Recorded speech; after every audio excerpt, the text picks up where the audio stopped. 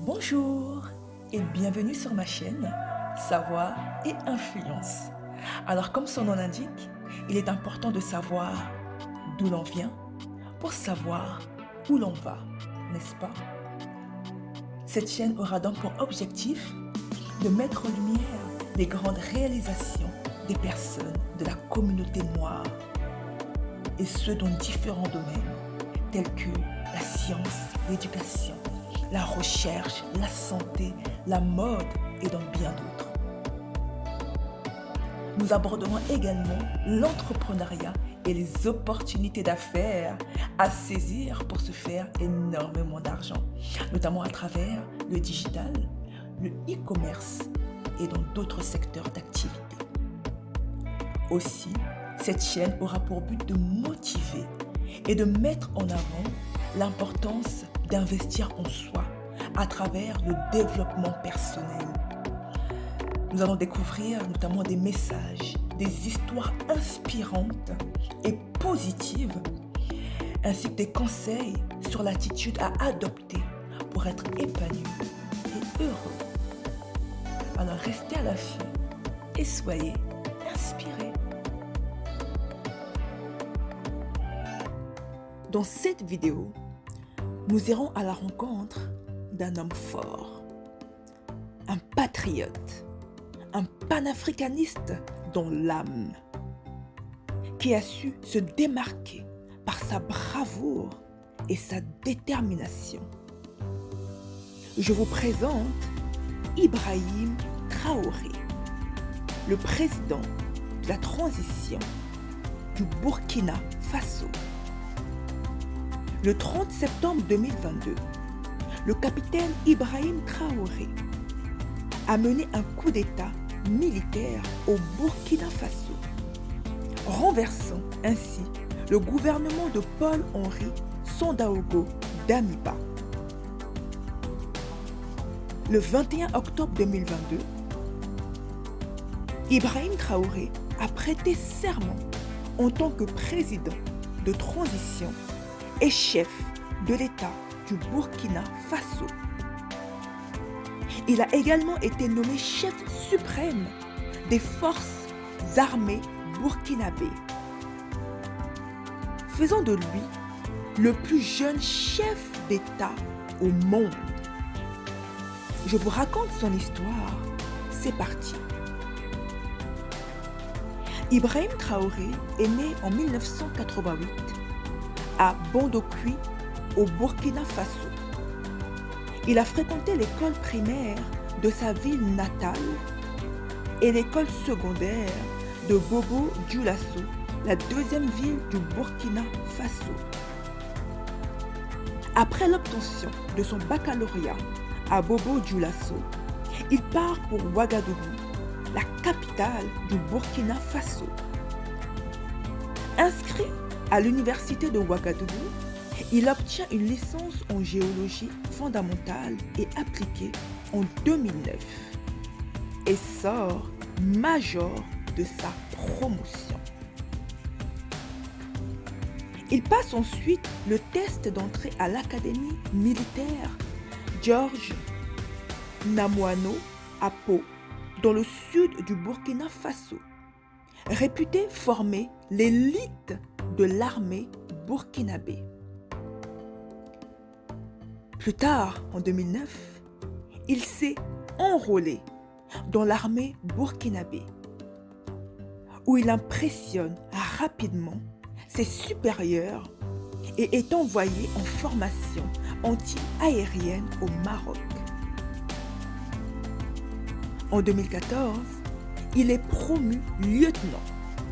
Puis en 2018, Ibrahim Traoré sert avec les forces de maintien de la paix des Nations Unies dans le nord du Mali. Il a participé à plusieurs opérations de contre-insurrection contre des militants islamistes et des insurgés ethniques. Il a été félicité pour avoir fait preuve de bravoure lors de ses rencontres avec ses supérieurs. L'insurrection rebelle a eu de graves conséquences pour le peuple du Burkina Faso. Fin 2021, une crise humanitaire était évidente dans de nombreuses régions du pays. Un quart de la population était confrontée à l'insécurité alimentaire. Les pénuries alimentaires étaient courantes dans de nombreuses régions. Et divers groupes d'insurgés erraient librement dans la campagne. Certains étaient alliés à l'État islamique, d'autres à Al-Qaïda. En janvier 2022, c'est alors qu'un coup d'État militaire mené par Paul-Henri Sandaogo Damiba pour renverser le gouvernement civil. Sous le nouveau gouvernement, peu d'améliorations ont été constatées par de nombreux membres de l'armée. Ceux qui étaient stationnés dans des régions éloignées ne recevaient souvent pas leur solde à temps. C'est en mi-septembre 2022 que 11 militaires ont été tués dans le nord du pays par des insurgés. Cela a déclenché la colère de nombreux soldats. Ibrahim Traoré a rallié les soldats et a mené un coup d'État contre Damiba, qui a fui le pays. Ibrahim Traoré a été installé comme président de transition et a promis des élections en 2024 ou avant. Immédiatement après le coup d'État, des sentiments anti-français et occidentaux ont été exprimés par de nombreux partisans du coup d'État. D'autres ont exprimé des opinions pro-russes.